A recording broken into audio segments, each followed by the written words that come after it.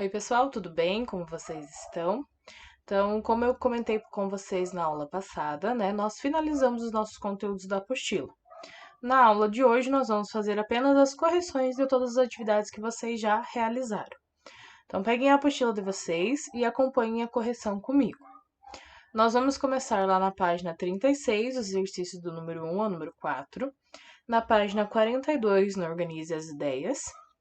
Na página 47, do número 1 ao número 4 também. E na página 50, do número 1 ao número 4, beleza? Então, lá na página 36. Relacione as camadas da Terra com suas principais características. Então, nós temos ali litosfera, manto e núcleo. E aí, as características informadas são parte mais interna da Terra. Nessa região pode ser encontrado magma e apresenta rochas e minerais sólidos. Então, qual dessas características representa a litosfera? Então, a litosfera, ela apresenta rocha e minerais sólidos. Quais dessas características representa o manto? Então, nessa região pode ser encontrado o magma. E aí, a última que sobrou, né? Qual dessas características representa o núcleo? Então, o núcleo é a parte mais interna da Terra. A número 2. As ilustrações a seguir representam as camadas da Terra. Sobre elas, faça o que se pede. Então, a letra A. Escreva nas linhas pontilhadas o nome da camada a que se refere. Pinte de amarelo a área correspondente ao núcleo e desenhe um boneco sobre a camada em que vivemos, chamada crosta terrestre. Então, vamos corrigir lá a letra A. Então, qual é o nome da primeira camada? Crosta. A segunda camada, manto superior. A terceira camada, manto inferior. A quarta camada, núcleo externo. E a última camada, o núcleo interno.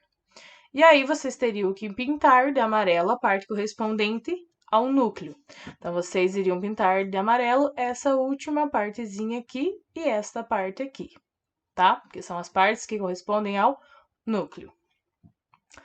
Depois, vocês teriam que desenhar um boneco sobre a camada em que vivemos. Qual é a camada que nós vivemos? Nós vivemos sob a crosta. Então, vocês iriam desenhar, né, um bonequinho aqui em cima.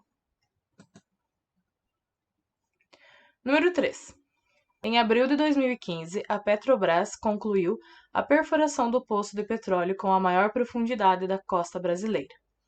O início do poço está a 2.988 metros abaixo da superfície da água. A profundidade total, que inclui também a perfuração do solo, atinge 6.060 metros. O poço fica na área de Moita Bonita, na bacia de Sergipe e Alagoas, na região nordeste do país. Considerando o apresentado, qual região da crosta terrestre foi perfurada pela Petrobras? Então, a perfuração foi feita na crosta oceânica, né? Porque ali, como ele diz, está a 2.988 metros abaixo da superfície da água. A número 4. Vamos usar a imagem de um pêssego cortado ao meio para comparar com a estrutura interna da Terra.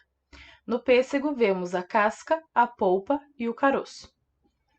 Então, temos aqui, né, a imagem de um pêssego mostrando ali o caroço, a polpa, que é essa partezinha amarela, e a casca, que está em volta.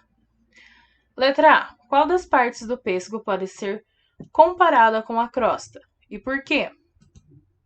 Então, a parte que pode ser comparada com a crosta é a casca, porque ela é muito fina e envolve o pêssego por fora. Então, assim como a crosta terrestre é a camada mais fina e é a camada que está envolvendo o planeta Terra, né, a última, a parte mais superior, a casca do pêssego também é a parte mais fina e é a parte que está envolvendo a parte mais superior da fruta. Letra B. A crosta terrestre é lisa como a casca do pêssego? Explique. Não, a crosta terrestre tem grandes elevações e grandes depressões, né, ou relevo, podendo dizer que ela é bem enrugada.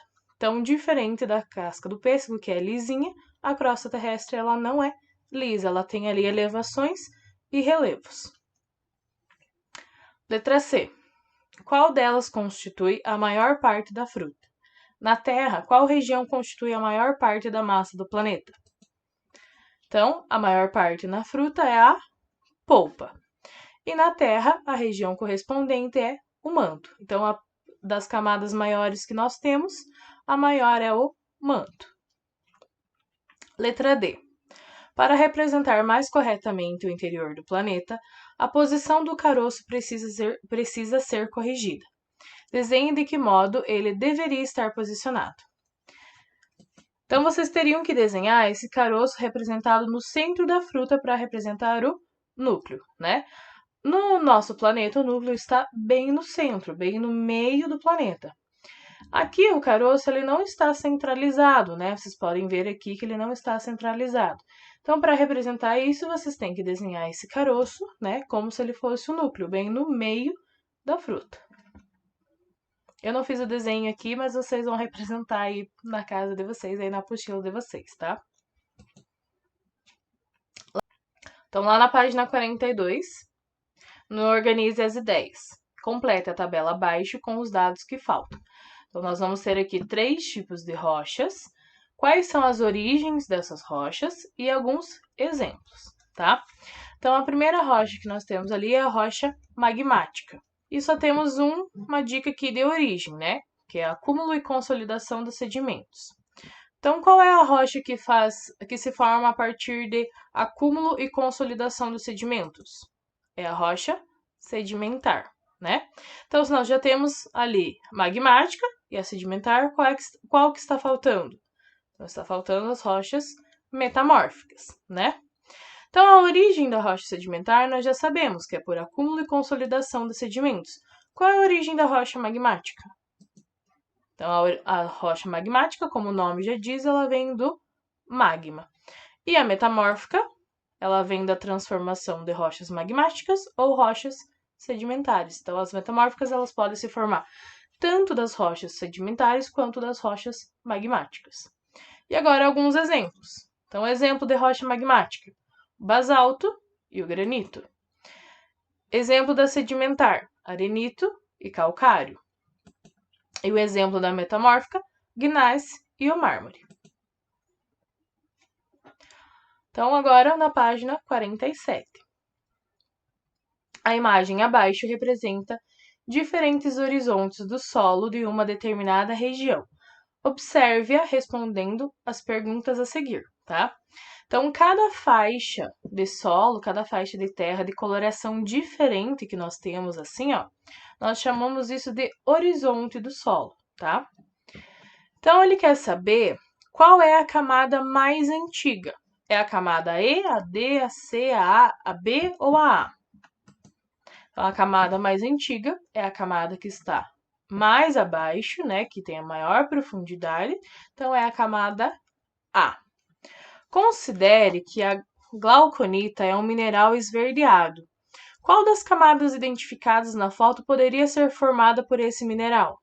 Então, quais dessas camadas aqui de coloração diferente poderia ser formada por um mineral esverdeado? Então, a camada C, né, que é a que tem uma coloração mais esverdeada também. A glauconita se forma em sedimentos marinhos rasos e calmos.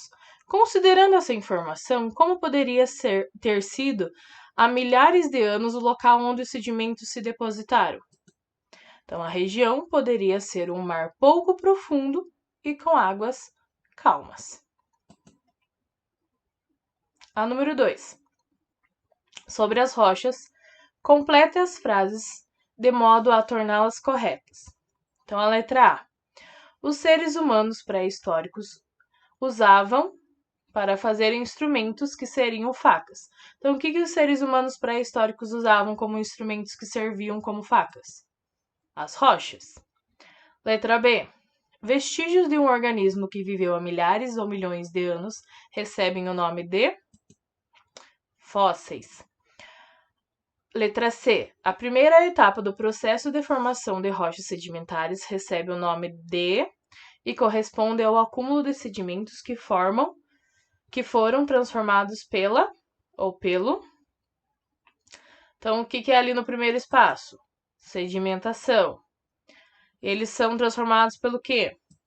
Pela água e pelo vento. Letra D. O estudo dos fósseis é feito pelos paleontólogos. Número 3. Analise se as afirmações são verdadeiras ou falsas. Corrija as que considerar falsas e as escreva nas linhas a seguir. Então, a letra A. Os fósseis ajudam a determinar a idade das rochas. Verdadeiro ou falso? Verdadeiro.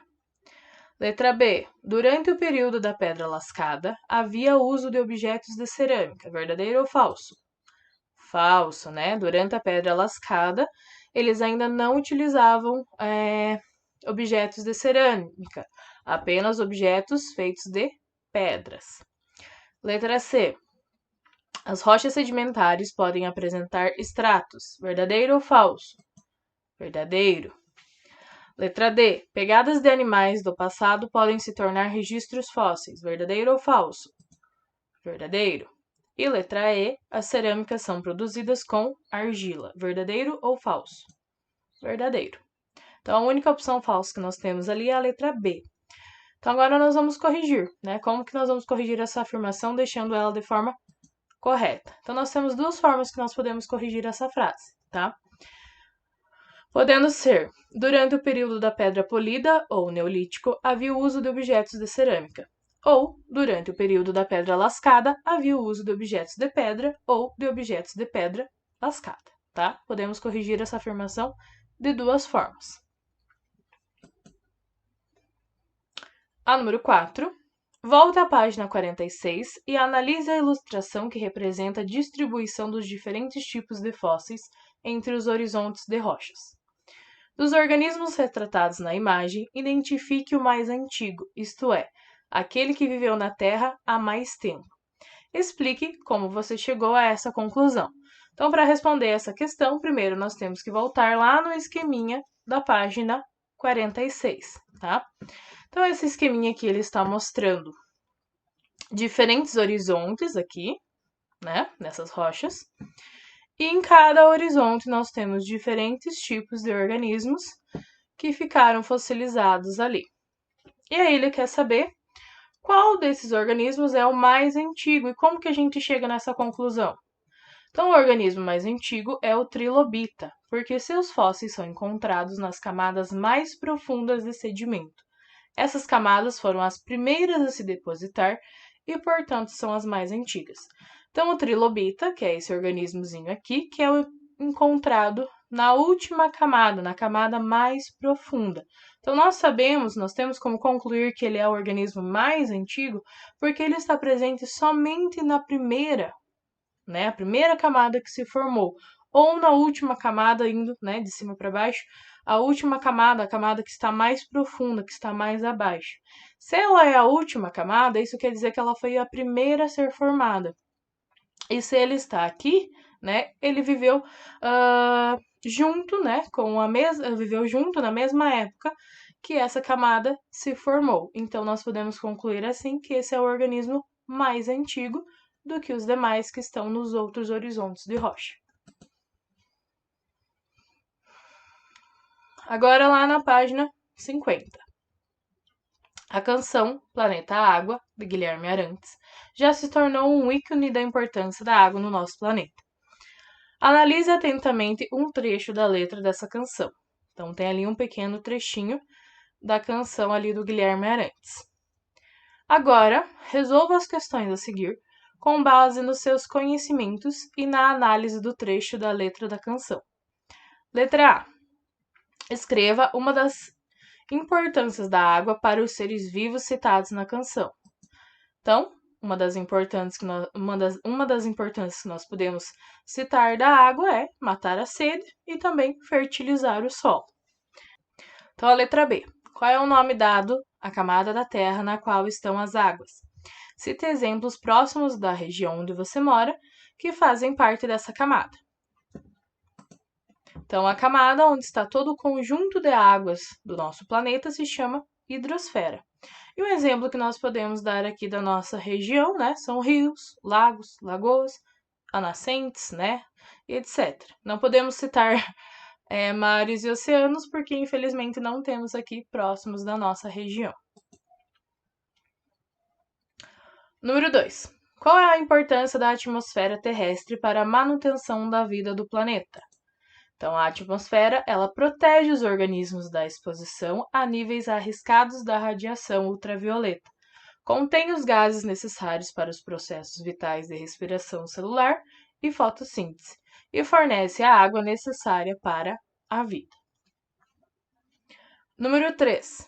Cada camada da atmosfera apresenta características, propriedades e funções que definem a sobrevivência dos seres, as mudanças de temperatura, a proteção e etc.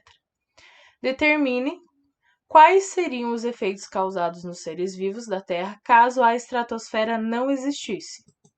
Então, estaríamos sujeitos a forte radiação solar, pois a camada de ozônio que protege os seres vivos dos raios ultravioleta do Sol está presente na estratosfera. Então, se não existisse a estratosfera, também não existiria essa camada de ozônio que protege o nosso planeta contra essa forte radiação vinda do Sol. Número 4. Sabemos que a atmosfera se estende por muitos quilômetros e que, à medida que se afasta da superfície terrestre, apresenta características diferentes. Por isso, didaticamente, ela foi dividida em 5 camadas. Sobre esse assunto, analise as informações a seguir e indique o nome da camada da atmosfera que corresponde. Letra A. Camada onde ocorre a propagação das ondas de rádio. Onde ocorrem as ondas de rádio é na termosfera. Camada com temperatura muito baixa, onde os meteoros se incendeiam. Então, isso acontece na mesosfera. Camada contém a camada de ozônio. Qual das camadas é onde está localizada a camada de ozônio? A estratosfera. Camada limite entre a Terra e o espaço sideral. Qual é a última camada que nós temos lá da atmosfera? Exosfera. E camada mais próxima da superfície terrestre, na qual ocorrem nuvens e tempestades. Então, a camada mais próxima, a camada inclusive onde nós estamos, troposfera. Então, essas foram as correções das nossas atividades. Então, encerramos por aqui a nossa apostila e todas as nossas atividades.